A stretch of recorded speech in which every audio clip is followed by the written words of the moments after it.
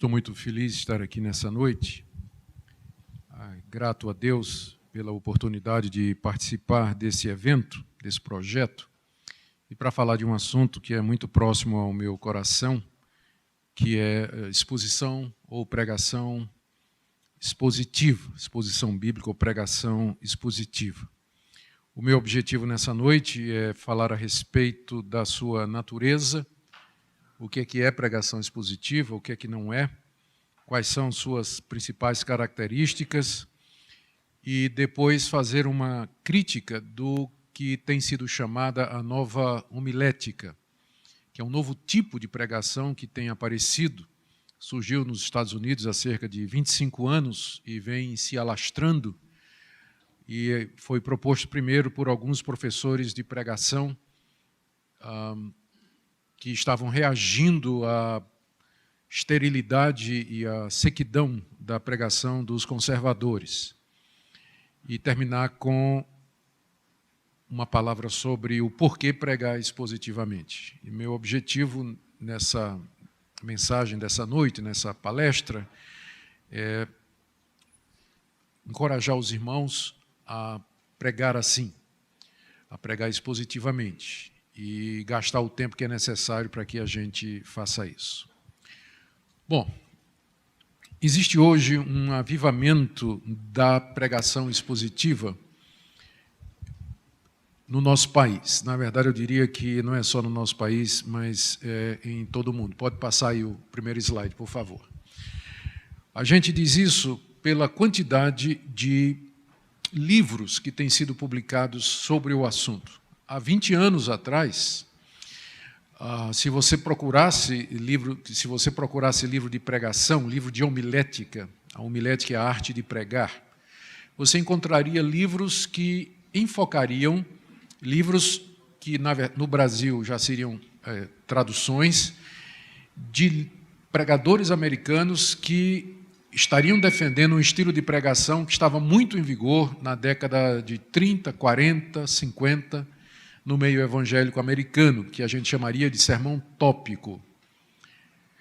E somente nos 20 anos para cá é que nós começamos a encontrar, em português, bons livros sobre pregação e que defendem o que é chamada a pregação expositiva, ou a exposição bíblica, como sendo aquela maneira mais eficaz de pregar a palavra de Deus. Nós podemos citar vários desses livros. Aí no slide você pode ver Pregação Cristocêntrica, do Bryan Chapell. Ele é professor de homilética nos Estados Unidos, um dos mais destacados. Você tem o livro de pregação expositiva do Hernandes Dias Lopes, só para mencionar alguns. Muitos seminários têm acontecido no Brasil, em anos recentes, sobre pregação expositiva. Por exemplo, em 2013, nós tivemos aqui na Fiel, na conferência da Fiel, o Steve Lawson, que veio falar, é um pregador americano, muito conhecido também, muito bíblico, que veio falar exatamente sobre esse assunto. E o próprio fato de que nós estamos num evento que está tratando sobre esse assunto e que é um evento promovido por uma instituição que se dedica à divulgação e disseminação da pregação expositiva. Gente, isso não tinha 20 anos passados. Quando eu fiz seminário, na década de 80, o meu professor de homilética era um homem muito bom, era um homem temente a Deus, mas ele me ensinou o famoso sermãozinho presbiteriano. Era que ele ensinava a gerações de alunos, não é? E você faz uma introdução, onde você conta uma piada, ou conta uma história, ou traz uma ilustração para poder chamar a atenção dos ouvintes. Depois você apresenta seu texto, e você tem que ter 3 pontos baseados no texto. Você tem que ter 3 pontos. 3 é bom, é a marca do presbiteriano. Dizem que do batista é 4, mas o presbiteriano era 3. E você terminava com uma conclusão, uma aplicação, ou um resumo do que foi dito. Então, foi isso que eu aprendi no seminário, e não só eu, mas gerações de pastores presbiterianos da minha época aprenderam também nos outros seminários da Igreja Presbiteriana. Eu desconfio que não era muito diferente nas demais denominações históricas. A pregação era muito mais voltada para você ter no domingo uma mensagem de natureza devocional, raramente doutrinária, quase nunca expositiva, em que você trouxesse alento, conforto, desafiasse o povo, tratasse de alguma questão prática, mas quase que não havia pregação expositiva. Como eu disse, isso é alguma coisa que vem acontecendo no nosso país, e eu creio que isso acompanha o interesse que vem crescendo também no nosso país por uma teologia mais sólida, por um conteúdo mais definido dentro do meio evangélico. Parece que depois de décadas, os evangélicos estão começando a ficar cansados do experiencialismo, de uma vida cristã, ou de cultos, ou de eventos em que o foco é a experiência e muito pouco da palavra de Deus. E esse cansaço, né, porque as experiências elas chegam num momento que você não tem mais experiência para contar ou para viver, né, elas esgotam, né, elas acabam, não leva muito tempo para isso. E isso aconteceu e vem acontecendo, pelo menos eu creio, em grandes setores do meio evangélico. E graças a Deus por isso, porque o povo, então, o povo de Deus está querendo um retorno à palavra de Deus, até porque a gente não aguenta mais ver gente aí se passando por pastor e dizendo abobrinha no púlpito, né? Então, há realmente um desejo do povo da palavra de Deus. Então, eu creio que essa busca ou esse interesse na pregação expositiva, ele acompanha esse movimento que nós vemos no meio evangélico. Mas vamos então definir o que é pregação expositiva. Próximo slide, por favor. Aqui eu queria citar a definição de Ray Stedman. Ray Stedman já está aposentado. Ele é um dos pioneiros da pregação expositiva no meio americano. Vários livros dele foram traduzidos para o português.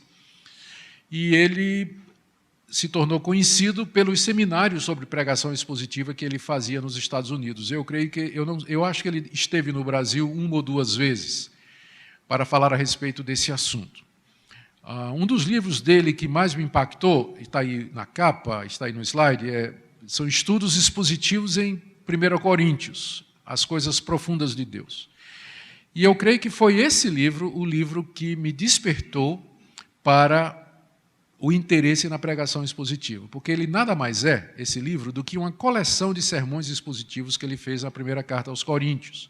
E eu, jovem seminarista, terminando os meus estudos no Seminário Presbiteriano do Norte, li esse livro e eu vi ali outro tipo de pregação. E o meu coração foi atraído para isso, e já no seminário eu havia decidido que meu estilo de pregação seria exposição bíblica, que eu não queria fazer outro tipo de pregação se fosse possível. Eu sabia que a exposição bíblica não é a única maneira de pregar a Bíblia, que eventualmente você pode pregar de outra forma. Dificilmente alguém poderia considerar Spurgeon um pregador expositivo no sentido em que o termo é usado hoje, o famoso Charles Spurgeon. Mas pouca gente vai negar que ele era bíblico. Então, eu sei que a exposição bíblica, como é defendida hoje, ela não foi e não é o único tipo de pregação que Deus usa, mas eu estou convencido de que é o melhor e que é aquele que é mais propenso a ser usado pelo Espírito Santo para abençoar e edificar a igreja. O Ray Stedman, nesse livro, ele faz uma definição de pregação expositiva, que é essa. Pregação expositiva é aquela que tira o seu conteúdo diretamente da Bíblia, busca descobrir o significado pretendido por Deus no texto, observar o efeito daquele significado sobre os que primeiro ouviram e aplicar para aqueles que hoje buscam sua orientação no presente. Então, ele tem três características da pregação expositiva. A primeira é que o conteúdo vem diretamente da Bíblia. Quando ele fala de conteúdo, não é só o tema, não é só o tópico, mas as partes, o esboço, o corpo da mensagem, as suas divisões, a sua aplicação, o foco, tudo isso é tirado da Escritura. Segundo, ele diz que o alvo é descobrir o sentido que Deus pretendeu com aquela passagem. Responder à pergunta, o que é que Deus quis dizer com isso? O que é que Deus está me revelando aqui nessa palavra? Terceiro, o que é que isso significou para os que primeiro ouviram? E em seguida para aqueles que estão ouvindo hoje. Como é que os moradores ou os membros da igreja de Corinto, como é que eles entenderam aquilo que Paulo está explicando na sua primeira carta, que é uma pregação? E como é que esse sentido se aplica aos membros da minha igreja hoje? De que maneira eles podem ser beneficiados com aquilo que Paulo escreveu há 2000 anos atrás? Aí ele continua. A pregação expositiva é uma compreensão profunda dos pensamentos de Deus revelados na Escritura e que são apresentados de maneira poderosa em aplicação direta e pessoal para as necessidades e os problemas de hoje. Então, a definição dele é muito simples. A tarefa do pregador expositivo é descobrir o que é que o texto está dizendo, entender o seu significado e apresentar esse significado ao seu povo e fazer uma aplicação daquele significado para as consciências e situações no dia de hoje. Aqui, no próximo slide, eu trago também a definição de um outro pregador expositivo muito conhecido. Esse é mais recente do que o Ray Stedman, é o Don Carson, o D.A. Carson, ou D.A. Carson, como é conhecido, muitos livros traduzidos em português e tem vindo ao Brasil já algumas vezes, Ele define a pregação expositiva com alguns pontos aqui. Primeiro, é pregar um assunto que emerge diretamente, comprovadamente, a partir de uma passagem da Escritura. Tem que ser ancorado no texto bíblico. A tarefa do pregador é pregar a Bíblia. Então, o que ele vai pregar tem que vir da Bíblia, tem que estar apoiado na Bíblia, tem que ser a Bíblia, não pode ser outra coisa. Ele não vai pregar experiência, ele não vai pregar o desejo dele, o pensamento dele, ele não vai pregar sobre A ou B, mas a tarefa dele é pregar e expor a palavra de Deus. Segundo, ele diz, não é simplesmente fazer um comentário sobre o texto, a pregação expositiva é aplicação, é explicação e aplicação. O que o Carson diz aqui é extremamente importante. Algumas pessoas podem confundir pregação expositiva com um comentário sobre versos da Bíblia em sequência. Você pode fazer um comentário sobre textos da Bíblia em sequência, mas isso não é necessariamente uma pregação expositiva ou uma exposição bíblica, porque está faltando aplicação. Então, o que caracteriza a exposição bíblica, e aqui a diferencia de você fazer um comentário verso a verso, é que ela procura aplicar o conteúdo dos versos sendo expostos à consciência dos ouvintes, segundo Carson diz aqui. Ele diz que não é necessariamente pregar através de um livro, né, sair pregando verso a verso através de um livro, ou numa série organizada tematicamente, mas significa que cada sermão que você vai pregar ou trouxer para a igreja, ele tem que ser a exposição de uma passagem da Escritura. Você tem que expor o texto, ou os textos que estão diante de você. Ele diz ainda que o tamanho do texto da Escritura é variável. Alguns pregadores expositivos gostam de pegar um livro da Bíblia e todo domingo eles pregam naquele livro, verso a verso, em sequência, começando no capítulo 1 e terminando no capítulo final. Outros gostam de pregar em temas, expositivamente, por exemplo, os milagres de Jesus, ou as parábolas de Jesus, a vida de Abraão, e cada domingo faz uma exposição de um texto dentro desse tema. Alguns pegam capítulos inteiros, outros fazem uma exposição de livros inteiros. Eu ouvi uma vez John Stott fazer uma exposição do livro de Atos num sermão só. Ele fez uma exposição de Atos num único sermão. Em compensação, Martin Lloyd-Jones prega 3 ou 4 sermões num versículo de Efésios. É por isso que a coleção das exposições de Martin Lloyd-Jones em Efésios dão 8 volumes. Não é?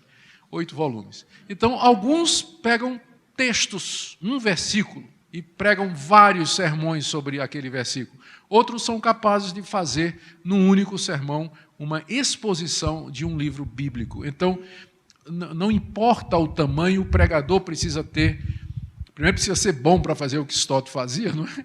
Mas o pregador precisa ter discernimento para saber como é que ele vai dosar, o que é que ele vai trazer para o seu povo, para não trazer comida de mais ou comida de menos. O Carson também diz aqui que a melhor forma de pregação expositiva é aquela que chama a atenção para as ligações canônicas internas que se movem em direção a Jesus Cristo. O que ele está se referindo aqui é a velha máxima da Reforma Protestante de que a melhor intérprete da Bíblia é a própria Bíblia. E quando você está expondo um texto, você deve mostrar como aquele texto se relaciona com outras passagens da Bíblia que estão dizendo a mesma coisa e que nos ajudam a compreender o sentido, para não dar a impressão de que aquela passagem ela está isolada da revelação canônica. Então, você procura explorar a relação entre aquela passagem e outras passagens que dizem a mesma coisa. Pelo que o Stedman e o Don Carson disseram, e que eu trouxe aqui para vocês, pregar expositivamente dá trabalho. Né? Dá trabalho. Daí a necessidade da exegese, da precisão exegética, de você estudar o texto. Stott se refere, ele usa duas ilustrações, diz assim, o pregador, quando ele está se preparando para pregar, ele rói o osso feito um cachorro. Vocês já viram um cachorro roendo um osso? Eu tinha um boxer na nossa casa em São Paulo, e a gente comprava trazia aqueles ossões, né, de boi lá do açougue e dava para ele. Durava assim, semanas, né? Mas todo dia ele ia roendo e o osso ia ficando menor. Né? Ele roía, de vez em quando, o Link, que era o nome dele, se agarrava ali no osso, o osso ficava se divertindo lá na grama, roendo. E eu me lembrava sempre do que John Stott disse. O pregador ele tem que fazer isso com o texto. Ele tem que chegar no texto como o cachorro chega no osso, e roer, tirar tudo que o texto tem, tudo que aquele osso tem. O texto está dizendo. Outra que ele fala é de você chupar uma laranja, né?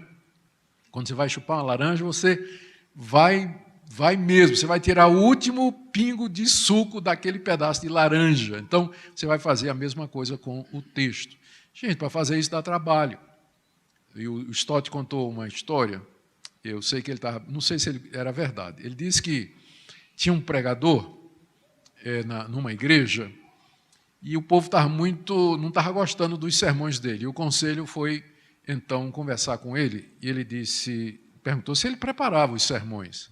Ele disse, não, eu preparo. Eu moro aqui, nesse mesmo quarteirão da igreja, todo dia, domingo de manhã, quando eu venho para a igreja, enquanto eu caminho da minha casa para a igreja, eu vou aqui pensando o que é que eu vou dizer. Aí o conselho da igreja mudou ele para a extremidade da cidade. Né? Como que dizendo, pastor, sinceramente, né? 5 minutos não dá, pastor, o senhor tem que se preparar mais. Então, talvez essa seja a razão porque nós não temos tantos pregadores e expositores, porque dá trabalho. Você tem que fazer exegese, você tem que entender o texto, você tem que entender a sua estrutura, e é muito mais fácil você chegar na igreja, ter uma boa ideia e, de repente, você sai contando histórias, contando experiências, juntando com uma coisa que aconteceu, uma história que você ouviu, e, no fim, o seu povo sai sem ter recebido, de fato, alimento sólido. Muitos pregadores são assim. O sermão não tem pé nem cabeça, não tem começo nem fim, a Bíblia é usada como pretexto, ele lê um texto ou cita vários textos durante a passagem, mas não tem coesão, não tem explicação, não tem aplicação. E alguns vão se desculpar dizendo, bom, eu trabalho, né, eu tenho que trabalhar para sustentar a minha família. Ou então, a minha igreja exige muito de mim, a minha igreja não entenderia se eu todo dia tirasse as manhãs para ficar estudando e me preparando. Eu compreendo essas dificuldades, especialmente aqui no nosso país, onde as igrejas, de fato, exigem bastante do pastor, e alguns pastores eles têm que trabalhar para ter o seu sustento. Eu tinha um amigo que foi fazer cursos de pregação, o curso de pregação expositiva, dada pelo John Stott lá na Inglaterra, e ele me contou uma vez que estava ouvindo o John Stott falar, e John Stott dizia que para pregar um sermão expositivo, você tinha que gastar pelo menos umas 30 horas de estudo. 30 horas de estudo para você poder pregar no domingo um bom sermão para o seu povo.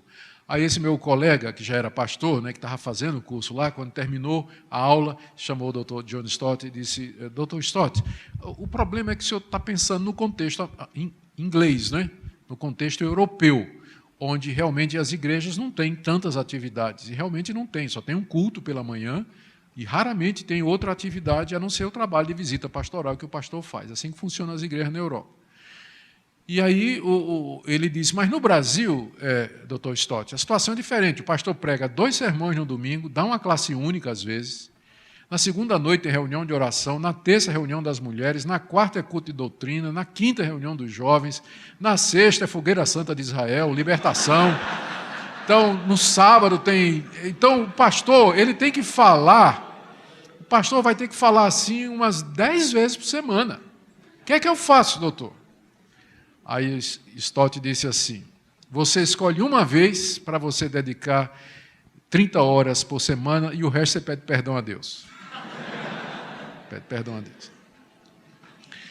Por isso que a pregação expositiva, ela demanda, e por isso você não tem tantos pregadores expositivos. Para ficar claro a diferença, eu queria agora fazer uma comparação. O próximo slide é uma comparação, eu sei que talvez pela tela não dá para ver. Vamos pegar, por exemplo, a primeira carta aos Coríntios, capítulo 13, que é uma passagem muito conhecida, é a famosa passagem sobre o amor. Todo mundo conhece aquela passagem. Um sermão tópico sobre 1 Coríntios 13 poderia ser esse aí que eu estou colocando. O título seria O Mais Importante é o Amor. Você pode até pregar num casamento, um sermão como esse. Então você leria 1 Coríntios 13, ainda que eu falasse a língua dos anjos, e dos homens e dos anjos, se não tivesse amor, nada seria, ainda que conhecesse todos os mistérios e toda a ciência, se não tivesse amor, nada seria, ainda que eu tivesse fé para mover montanhas, se não tivesse amor, nada seria, ainda que eu desse o meu corpo para ser queimado, e todos os meus bens aos pobres, sem amor isso nada significaria. O amor é paciente, o amor é tolerante, o amor é benigno, não suspeita mal, tudo crê, tudo espera, tudo suporta, havendo línguas passarão, havendo ciência passará, e porque em parte profetizamos, em parte vemos, e quando vier o que é perfeito, então saberei, conhecerei como sou conhecido. Agora resta a fé, a esperança e o amor, o maior desse é o amor. É claro que eu estou fazendo uma paráfrase, eu não sei de cor, 1 Coríntios 13. Mas essa é a passagem. Aí então você pega aquela passagem e o seu sermão tópico poderia ser o mais importante de amor. Primeiro ponto, é uma virtude necessária. De fato é. O amor é uma virtude necessária. Você pregaria, nós precisamos de amor, a igreja precisa de amor, os problemas que tem na igreja é por conta do amor, falta de amor. E isso me leva ao segundo ponto, segundo ponto. O amor é uma virtude em falta. Irmãos, o que é que a gente observa na igreja? Que não tem amor. Os irmãos falam mal do outro, não se perdoa, gente com cara fechada para o outro. Terceiro, meus irmãos, terceiro ponto, o amor é uma virtude a ser cultivada. Nós precisamos cultivar o amor, deixar que o amor brote em nosso coração. Tem alguma coisa errada com esse sermão? Não. Eu disse alguma coisa errada nesse sermão? Não. A pergunta é se foi isso que Paulo disse.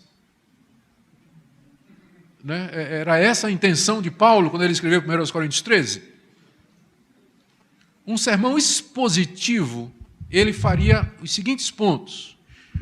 O tema do sermão seria o amor e a solução para os problemas de uma igreja dividida, porque foi para isso que Paulo escreveu 1 Coríntios 13.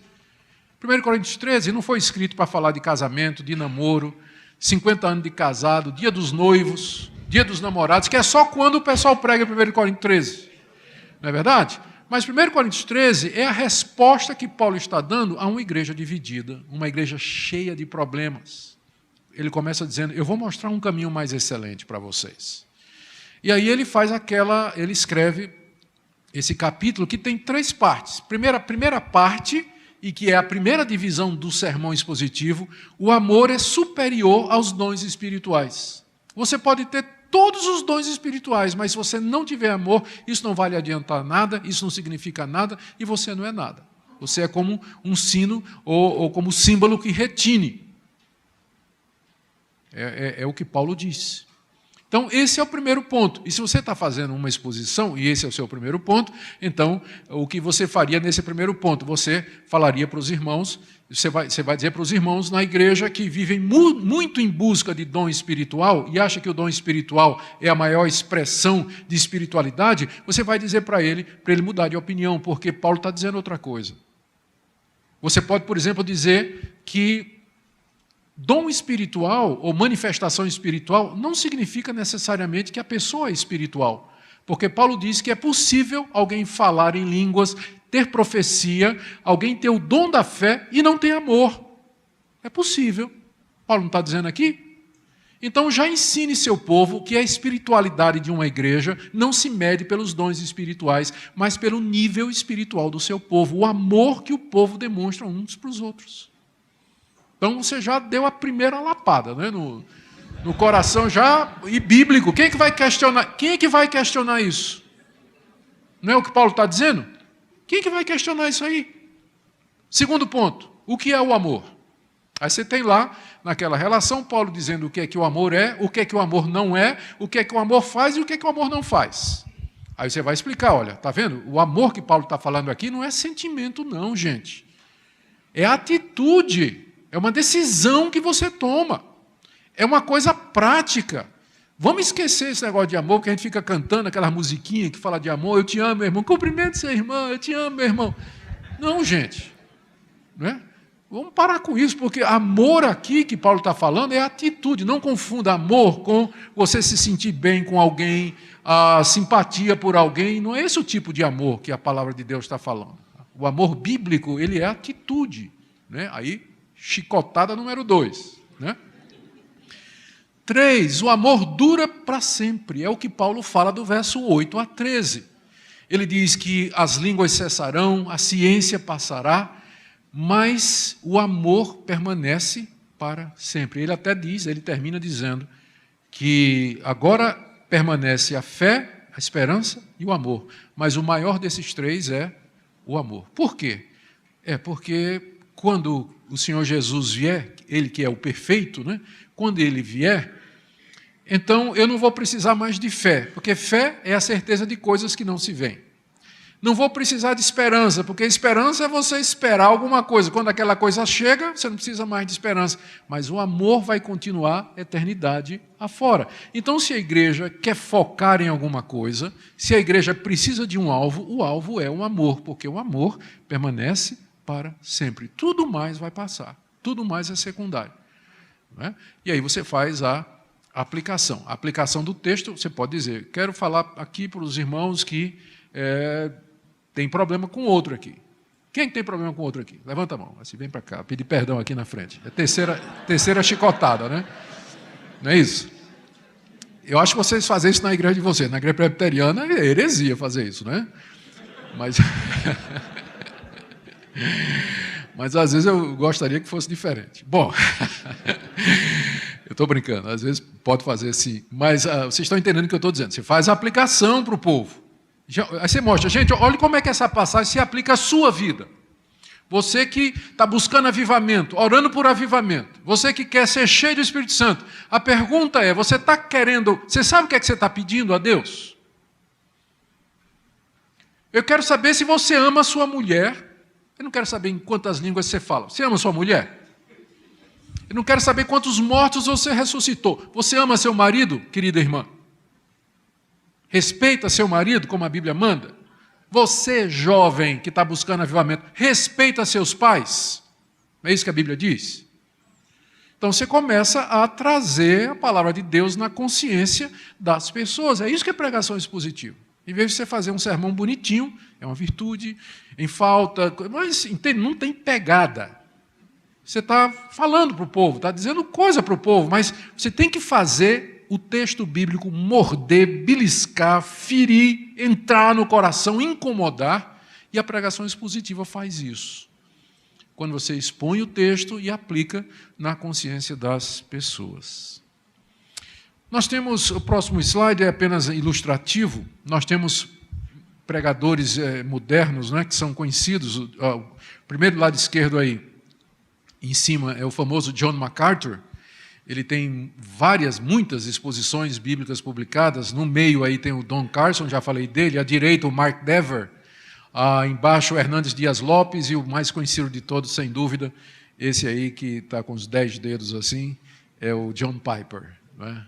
Todos eles têm muito material publicado, são expositores cujos textos são vendidos e consumidos aí por pessoas ávidas por mais conhecimento bíblico, e eu, de fato, recomendo todos eles de coração. Brasileiros, nós temos também vários, ainda ontem teve aqui o Renato Vargens, que é também um querido irmão, que nós recomendamos sim, e que, de fato, ama a palavra de Deus e quer pregá-la. Deixe-me, então, já passando para o próximo slide, deixe-me falar de alguns pressupostos da pregação expositiva.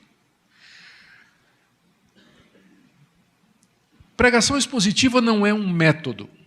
Não é um método. Porque um método, ele define um procedimento regular que alguém faz para abordar um certo problema, uma certa situação. Um método é isso. Mas a pregação expositiva, não existe um método para ela.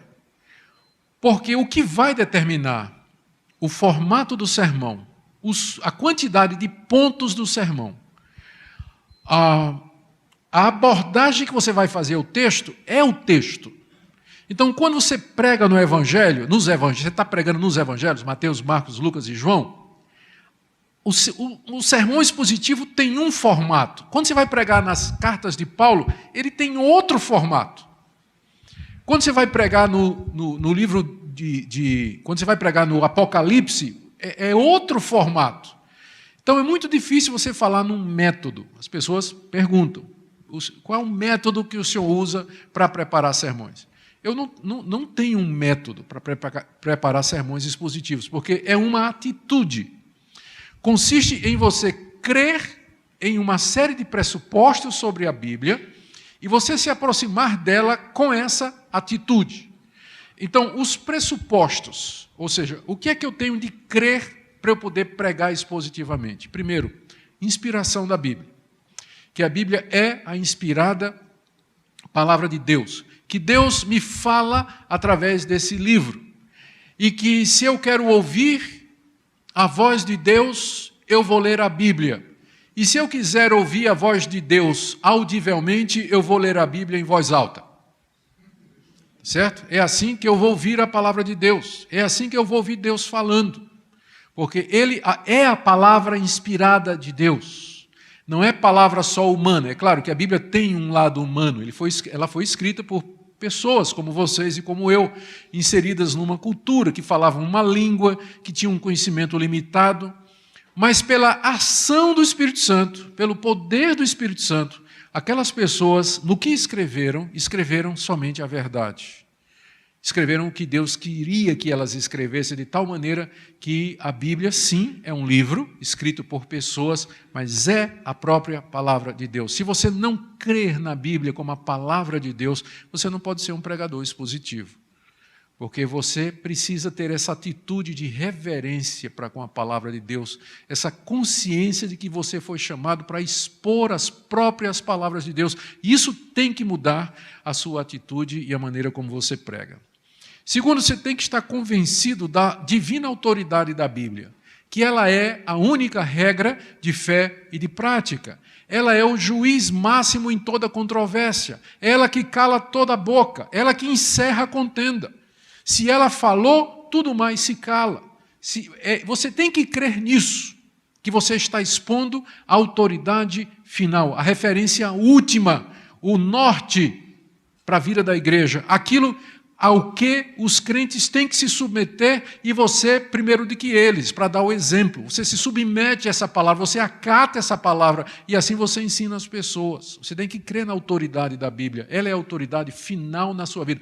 Se ela está dizendo isso, é isso que você vai pregar. Se ela está se calando aqui, você vai se calar também. Se ela ensina aquilo, é aquilo que você vai ensinar. Porque a autoridade vem dela e não de você. Infelizmente, nós temos hoje modelos de liderança na igreja em que a autoridade está centrada na pessoa do líder. daquele que é a pessoa principal nesse ministério ou na igreja. Então, isso é um erro muito grande, porque todo líder, todo pregador de verdade, todo homem de Deus, ele sabe que a autoridade está na palavra de Deus e não no seu ofício, não no seu título, não na sua posição e não na sua função. Terceira coisa, você tem que crer na inerrância e infalibilidade da Escritura. Porque a exposição bíblica é você desvendar o sentido do texto e trazer aquele sentido para o coração das pessoas. E você dizer às pessoas que elas têm que viver e andar de acordo com o que está sendo dito. Mas se você duvida que esse livro está dizendo a verdade, como é que você vai expô-lo? Não é? Como é que você vai ensiná-lo? A gente ensina o que a gente acredita. Fica muito difícil você expor os evangelhos se você duvida da realidade dos milagres que estão descritos ali. Como é que você vai expor no Evangelho de João os 7 milagres de Jesus que estão narrados ali? Como é que você vai fazer isso? Você vai ter que dizer, gente, aqui, de fato, né, aqui está narrando um milagre. Claro, a gente sabe que milagre não existe. Então, isso aqui deve ser um mito, não é? Que os discípulos, que João, ele queria dizer alguma coisa. E o que é que João queria dizer? João queria ilustrar que Jesus é o pão da vida. Por isso ele criou aquela história de que ele multiplicou pães. Ele nunca fez isso, na verdade. Mas ele inventou aquela história da multiplicação de pães, porque ele queria ensinar sobre a ceia. E é sobre isso que eu vou falar, a ceia do Senhor, quando o texto não está falando da ceia do Senhor. Então, fica difícil, entende? Fica difícil você pregar expositivamente se você não acredita na Bíblia, no que ela diz, no que ela afirma. Então, você vai ter que pregar outro tipo de sermão. Quarto lugar, você tem que crer na coesão interna da Bíblia. A Bíblia tem 66 livros, que foram escritos durante milênios, e por pessoas diferentes, em lugares diferentes, culturas diferentes, e para atender a assuntos diferentes. Portanto, na verdade, é isso que a palavra Bíblia significa, uma coleção de livros. É isso que ela é. Desde o Pentateuco, os 5 livros de Moisés, até o Novo Testamento, que é a coleção dos escritos sobre a pessoa de Jesus Cristo. Mas, embora esse livro, a Bíblia, seja composta de livros tão variados, você tem que crer de que existe só um autor por detrás, que é o Deus que inspirou os autores humanos. Por isso, ela tem uma mensagem só, ela é coesa, ela não se contradiz. O que pode acontecer, é claro, que um assunto, ou o que pode acontecer não, o que acontece de fato é que esses assuntos ou os temas centrais da Bíblia, eles não foram todos revelados de uma única vez. Mas Deus foi revelando gradativamente, à medida que o tempo passava, que novos escritos iam sendo elaborados, mais luz e mais informações eram lançados sobre um determinado tema.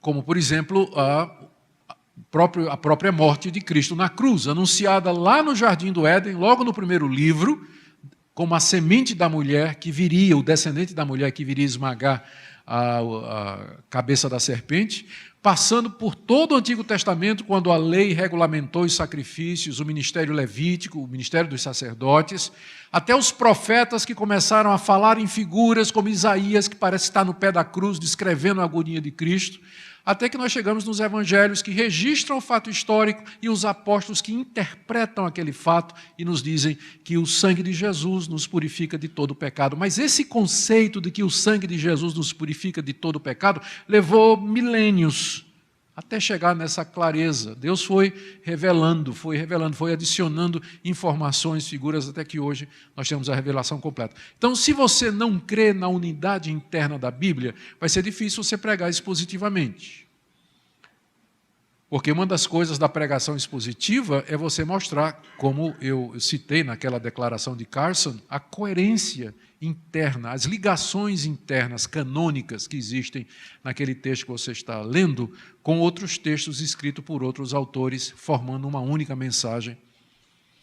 E a última coisa que você tem que crer Eu digo última da minha lista, né? Outras coisas poderiam ser colocadas aqui. Mas um pressuposto que é essencial é que você creia na relevância da Bíblia para hoje. Se você não acredita que o apóstolo Paulo falou sobre homossexualismo em Romanos 1 tem valor para nós hoje, ou o que ele disse sobre aos Gálatas a respeito da justificação pela fé não tem valor para nós hoje, então você nunca vai pregar a Bíblia expositivamente. Porque você vai dizer que tem partes da Bíblia que não se aplicam para nós hoje e que foram para aquela época e para aquela cultura. Então, nós temos que crer que a palavra de Deus, ela é atual sempre, e que quando você prega a palavra de Deus, você está trazendo o desejo, a voz do próprio Deus, falando por esse livro antigo, para a geração que Deus lhe confiou no presente. Então, você tem que crer que a Bíblia é relevante, o que ela diz tem a ver conosco, tem a ver com nossa situação. E, gente, como é relevante essa palavra?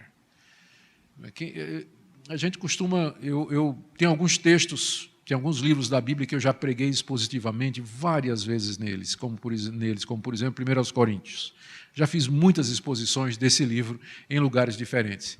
E cada vez, desde aquela primeira vez que eu li a exposição de Ray Stedman, que mudou meu coração para pregar expositivamente, até mais recentemente, onde eu venho pregando em 1 Coríntios, mas durante esses 35 anos de exposição bíblica, 1 Coríntios sempre foi atual. Sempre, sempre. Para cada povo, cada geração, cada grupo que eu preguei, pode ter gente que tem 35 anos hoje de idade e tinha 1 ano quando eu preguei meu primeiro sermão em 1 Coríntios. Então, nunca deixou de ser atual, relevante. Há um frescor na Bíblia que se renova cada vez que nós a expomos. Porque a razão é porque ela é a palavra de Deus. Então, você tem que crer nisso aqui. Senão você vai se limitar a ficar contando história, procurando experiência. E o pior é que quando você não tem nada disso, aí você se torna agente de pregador. Tem pastor que prega uma vez por mês na igreja dele e nas outras é pregador de fora. Porque ele não...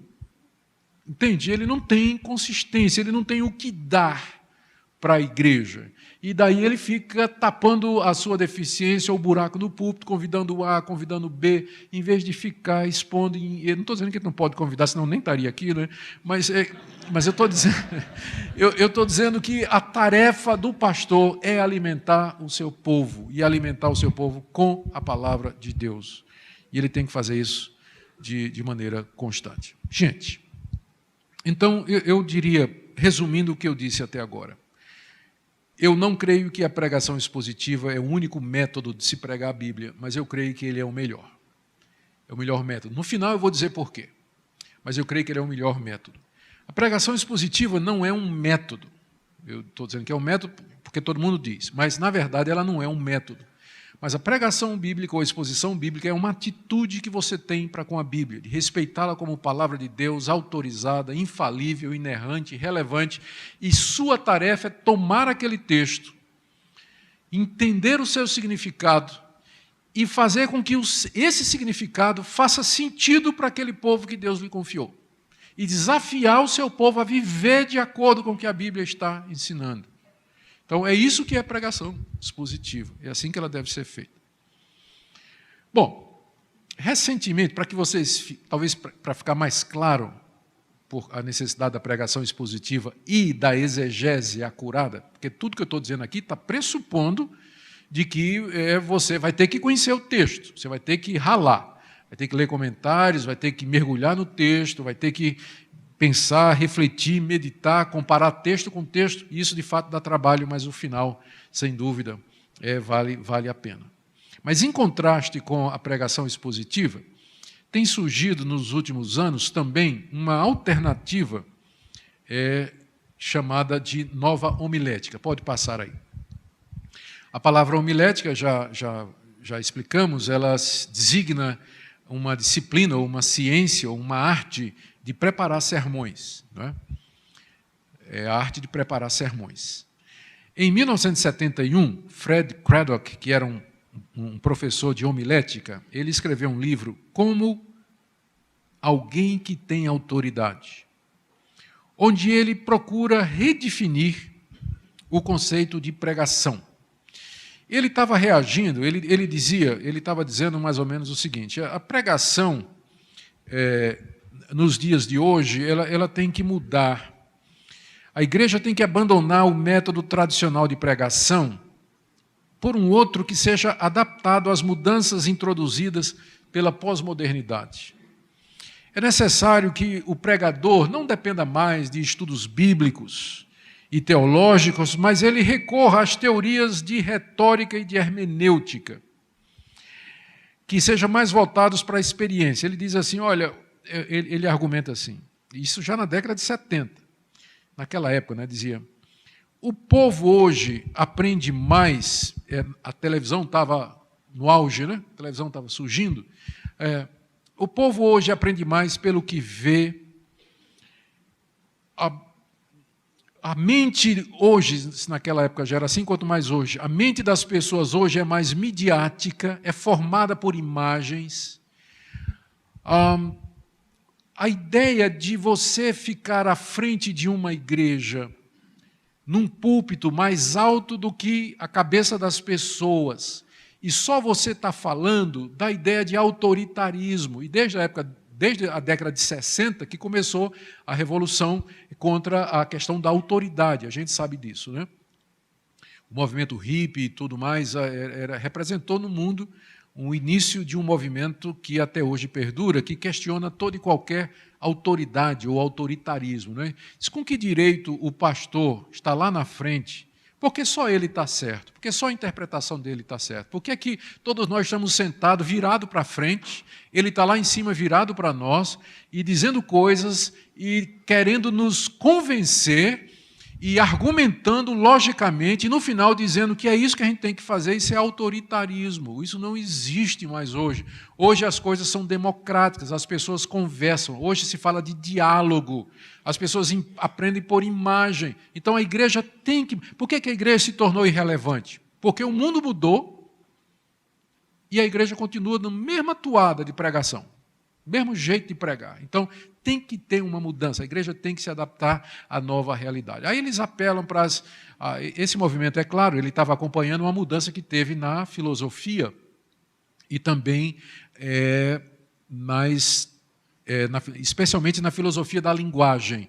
E aqui aparece nome como Gadamer, Fuchs, Habermas, são nomes que talvez não façam sentido para vocês, mas era o pessoal que trabalhava na área da teoria da linguagem e dizia que, antes deles, se dizia que um texto, o sentido de um texto é determinado pela intenção do autor. O que é que Paulo quis dizer aqui? Então, essa era a chave para você entender 1 Coríntios 13. Como é que eu entendo 1 Coríntios 13? Resposta, procura saber qual era a intenção de Paulo. O que é que Paulo quis dizer?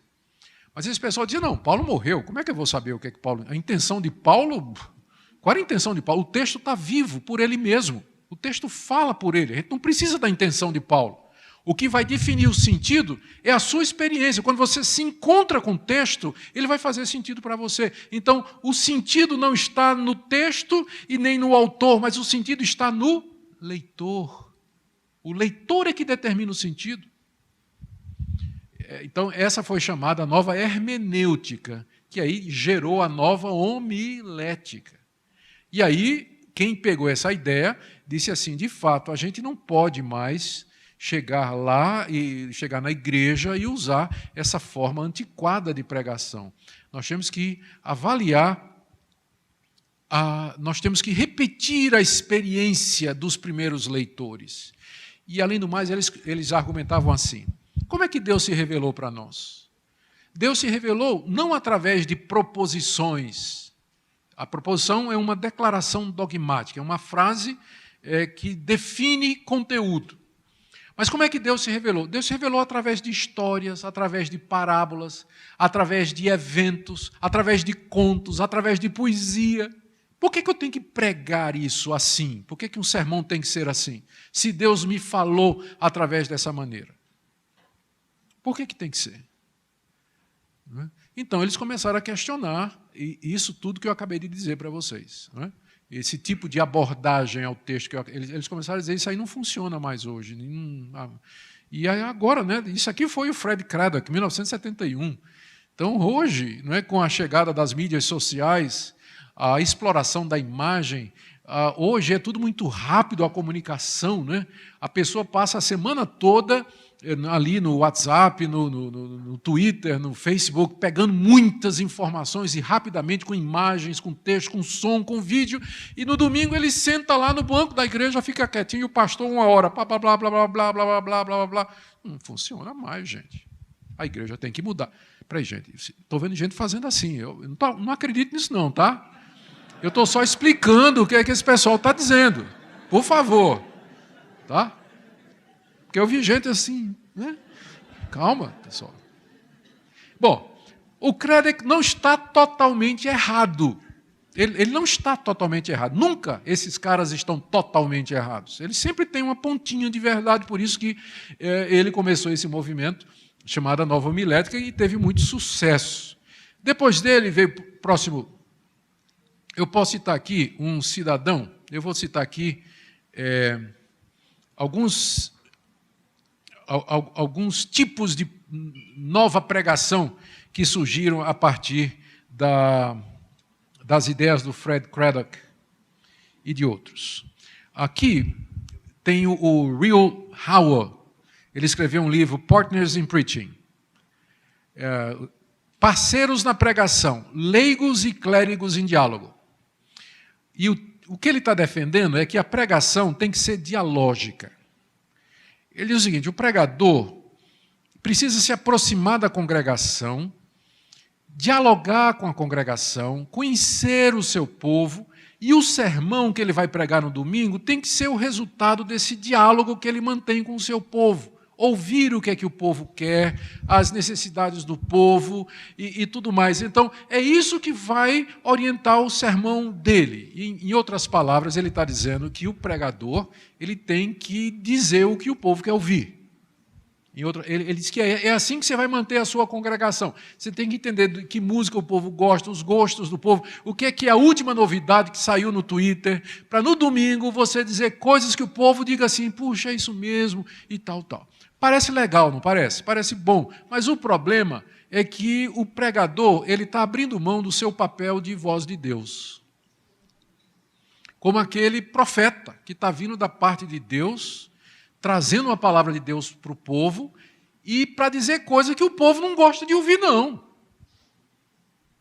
Ou não quer ouvir. Mas o Howell insiste que esse é um tipo de ministério de pregação que ajudaria as igrejas a manter os seus membros presentes. Não é? O pastor, na verdade, o sermão seria preparado durante a semana no convívio dele com as ovelhas. No domingo ele só traria esse tipo de... o que ele acha que deveria ser. Pode passar o próximo. Aqui um outro exemplo, eu estou dando exemplos, né, de nova homilética. Aqui você tem o Charles Rice, ele escreveu, o livro dele é Preaching the Story, pregando a história. Ele defende o seguinte, que a tarefa do pregador é recontar as histórias da Bíblia, como, por exemplo, a do filho pródigo. Ele chega e ele transforma o pregador, na verdade, num ator.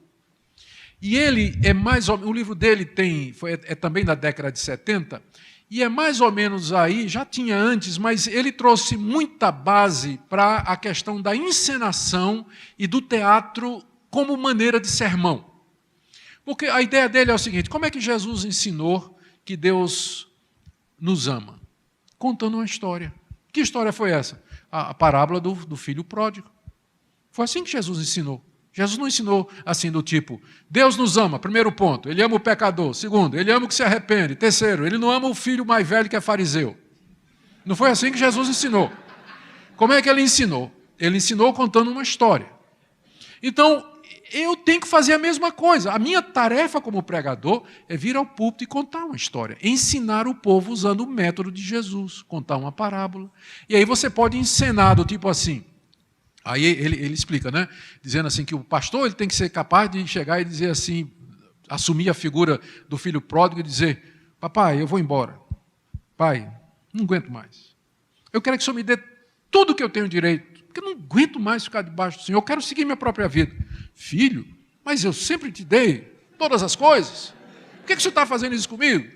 Entende? Aí você pode trazer mais gente para coadjuvantes. Aí, de repente, você, na verdade, faz um teatro, não é? Ou faz uma peça, ou um evento, ou, enfim, você tem que reproduzir aqueles conteúdos, aquelas histórias, ou a forma como Jesus ensinava. Está totalmente errado? Não, não está. Não está. A gente deveria, na pregação, ser mais envolvente. A gente poderia usar mais ilustrações, tá certo? Mas é claro que, ao fazer isso, ele está confundindo. Se a pregação é recontar as histórias da Bíblia, nós não precisamos de pregador.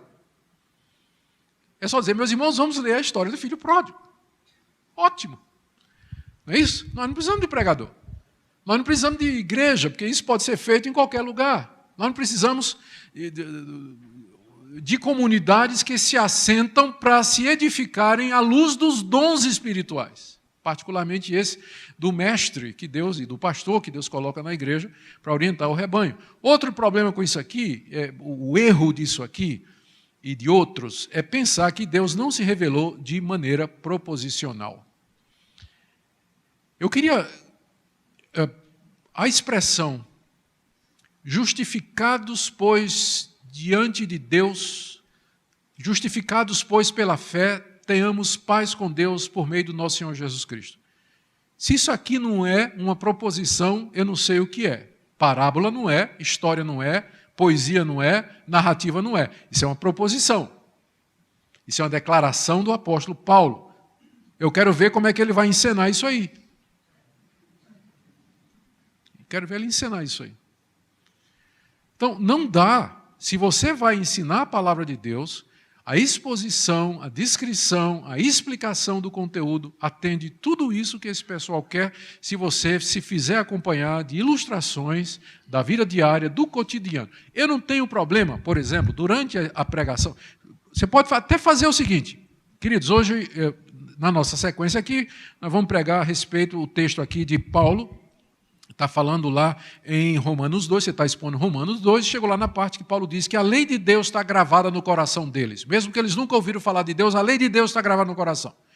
Queridos, eu vou dar uma prova disso. Solta aí a música de John Mayer. E aí, um vídeo, né, o famoso John Mayer, tocando uma música, tipo assim, Daughters, onde ele, que é ateu, ele defende valores que tem cristão que não defende. Ele diz, como é que um ateu está defendendo valores cristãos? Quando ele diz que não crê em Deus, resposta é que ele não pode fugir da imagem de Deus que está nele, da lei de Deus, que um dia vai condená-lo. Ele não consegue fugir disso. Eu não teria problema em ter a letra do John Mayer publicada para que a igreja entendesse o que eu estou dizendo. Eu posso usar recursos audiovisuais. Eu não tocaria uma música de Caetano Veloso como parte para inspirar o pessoal, né? Como tem igreja que vai ao ponto de, durante o culto, vamos tocar aqui uma música de Caetano Veloso, uma música de Chico Buarque, né? Para a gente assim se inspirar e tal. Isso aí não. Mas para trazer uma ilustração, por que não? Eu não vejo dificuldade com isso. Se Deus nos deu esses recursos, podem ser utilizados, se bem utilizados, eles podem ser utilizados.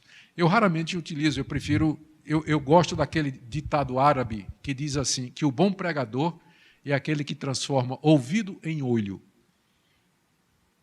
Então, se eu conseguir transformar o ouvido de vocês em olho, eu não vou precisar desse tipo de ajuda, né? Mas é difícil, né? Mas é que você explica de tal maneira que o pessoal vê o que você está dizendo. Se você precisar de ajuda, pode ajudar. Então, a pregação narrativa, que é o tipo de pregação definida pelo Rice, ela é limitada e reducionista. E eu não creio que ela atende à nossa missão de pregar toda a palavra de Deus. Agora tem um aqui, que é a última que eu vou mostrar, é de uma falecida feminista chamada Lucy Atkinson Rose. O título do livro dela, que foi um bafafá, é Sharing the Word, compartilhando a palavra. E o subtítulo é Preaching in the Rounded Table Church, Round Table Church, pregando na igreja da mesa redonda. O que ela diz é o seguinte: o sermão deve ser preparado, ela diz que o sermão deve ser preparado não pelo pastor, mas por uma equipe que inclua membros da congregação. Porque não é justo. Por que só o pastor prepara o sermão? Tem que ter uma equipe, né? A congregação tem que estar representada. Então, vamos fazer uma equipe representada pelas mulheres da igreja, os afrodescendentes da igreja, os jovens da igreja, os ricos da igreja, os pobres da igreja, os homossexuais da igreja. Sim, é isso mesmo. Então, tem um comitê representativo da igreja e o pastor tem que sentar com eles durante a semana e preparar o sermão juntos, para que quando o pastor for pregar no domingo, ele é a voz da igreja. Porque foi tudo preparado junto, né? Parece bonito. Mas Deus não me chamou para ser a voz da igreja, Deus me chamou para ser a voz dele. É a igreja que tem que ouvir o que é que Deus tem a dizer quando ele levanta alguém para ser um pregador. Então o pastor não pode fazer afirmações, declarações, mas ele pode fazer perguntas, ele pode provocar o povo, né? Inclusive ela defende nesse livro que as igrejas deviam mudar configurações como essa aqui. Em vez de colocar assim bancos que as pessoas sentam olhando para frente, deveria ser, na verdade, uma mesa redonda, circular, para dar ideia de diálogo, que as pessoas estão conversando e falando uma com as outras, porque a impressão que dá esse formato aqui é que eu estou falando e vocês escutando. Então, se for uma mesa redonda, dá a ideia do diálogo, da participação e tudo mais. Mais uma vez, isso é o tipo de atitude que impressiona o mundo moderno, porque as pessoas gostam disso hoje. Todo mundo fala de diálogo, de participação, fazer as coisas juntos, mas a igreja é diferente. A igreja, ela de fato, ela tem elementos que a tornam uma instituição aqui desse mundo, mas ela é principalmente o reino de Deus, ou a expressão do reino de Deus aqui nesse mundo. E ela não seguia exatamente pelos valores das culturas e das sociedades, mas por outros valores que estão na palavra de Deus. Meu último ponto agora, pode passar esse aí da homilética clássica, nova homilética, a avaliação da nova homilética, para o último ponto, onde você tem exatamente aí o John MacArthur. Então, por que pregar expositivamente? Eu vou aqui citar o John MacArthur. Primeiro, porque é um mandato divino. O que é que Paulo disse a Timóteo? Prega a palavra. Prega a palavra. Então, esse é o mandato que Deus nos deu aos pregadores, líderes, pastores, quem Deus levantou para pregar, presbíteros. Então, essa é a missão. Eu tenho que pregar a palavra. E o método, ou a abordagem, ou o estilo que mais se aproxima disso é, de fato, a pregação expositiva. Segunda razão para você pregar expositivamente, porque torna a Bíblia conhecida do povo e deixa o povo familiarizado com ela. Se você pregar na Bíblia expositivamente, todo domingo você está expondo a palavra de Deus, você está ensinando o seu povo como ler a Bíblia. Como ler a Bíblia. Certo? Você vai mostrando para eles a coerência. Você prega um capítulo domingo, no outro você prega o capítulo seguinte, você vai mostrando a continuidade, como há uma coesão, há um argumento na palavra de Deus. É claro que para fazer isso você vai ter que estudar bastante, não é? Precisão exegética, você vai ter que ser preciso, você vai ter que saber o que é que você está dizendo. Mas, no fim, a vantagem é que o seu povo vai conhecer a Bíblia. Um pastor que não expõe a Bíblia, o que é que vai acontecer? O povo dele não sabe ler a Bíblia. Não sabe. Não conhece a Bíblia. E o pastor pode chegar um dia e dar sentidos que estão na Bíblia, né, e pregar sentidos, né, que ele diz que está na Bíblia, mas que não está, e o povo não está acostumado a ler a Bíblia, não tem familiaridade. Mas um povo que está acostumado a escutar a Bíblia, ele se torna mais crítico, e isso é bom, porque mantém o pastor no trilho, mantém o pastor no caminho. Terceira razão pela qual você deve pregar expositivamente é porque a pregação expositiva deixa claro que a autoridade é da Bíblia e não do pregador. A autoridade é da Bíblia e não do pregador. Porque você está trazendo a palavra de Deus como base da sua argumentação. Vocês têm que fazer isso porque a palavra de Deus diz isso. Ela diz isso e eu acabei de demonstrar. Acabei de demonstrar porque eu passei a semana estudando, fazendo exegese, me dedicando. E é isso que ela está dizendo, e é isso que nós vamos fazer. É isso que vocês têm que fazer. E, por último, confronta o relativismo e a amoralidade da nossa cultura com a mensagem autoritativa acerca de verdades absolutas. Gente, nós vivemos numa cultura que é totalmente relativista hoje. A pregação expositiva, ela vem com autoridade da palavra de Deus, e ela afirma verdades absolutas, ela afirma que existe o certo e que existe o errado, e convoca o povo, fala às consciências para que tomem uma posição ao lado do que é certo, ao lado daquilo que Deus revelou e que está nesse livro que nós recebemos como palavra dele. A melhor maneira de encarar o relativismo de hoje, a pluralidade e a diversidade que existe em nosso meio, com vozes diferentes, todas elas dizendo que estão certas, é você confrontá-las com a palavra de Deus. Você expor a palavra, trazer o significado dela e deixar que ela guie a sua vida. Amém? Último ponto aqui, eu vou terminar. Para fazer tudo isso, você precisa, e é o ponto com que eu comecei, na verdade, para fechar. Para fazer tudo isso, você tem que estudar a palavra de Deus. Essa é a nossa tarefa como líderes, pastores, presbíteros. Conhecer a palavra, nos debruçar sobre ela. O ideal seria conhecer o grego, conhecer o hebraico, conhecer gramática grega, mas eu sei que nem sempre isso é possível. Mas tem boas ferramentas hoje. Tem Bíblias interlineares. Você hoje tem programas de computador em que você clica na palavra em português da Bíblia e já dá embaixo qual é a palavra grega ou hebraica que está sendo traduzida, o que é que ela significa. Então, tem muitos recursos hoje para aqueles que não tiveram condições de estudar grego e hebraico, mas o importante é que você se aprofunde, que você procure, de fato, trazer para o seu povo a genuína e pura palavra de Deus. Amém? Nosso Deus, muito obrigado porque o Senhor nos deu a sua palavra. Nos ajuda a ficar firmes na nossa missão. Prega a palavra. Dá-nos graça de estudarmos a tua palavra, meditarmos nela, nos aprofundarmos nela, para que possamos trazer alimento sólido para o nosso povo. Ajuda teus servos que aqui estão e que gostariam de ser mais eficazes, eficientes na pregação expositiva, mas carecem de tempo, às vezes até de recurso para comprar bons livros, programas de computador. Supre as necessidades, ó Deus, para que nós tenhamos pessoas preparadas nos púlpitos das nossas igrejas. Obrigado por esse tempo juntos, em nome de Jesus.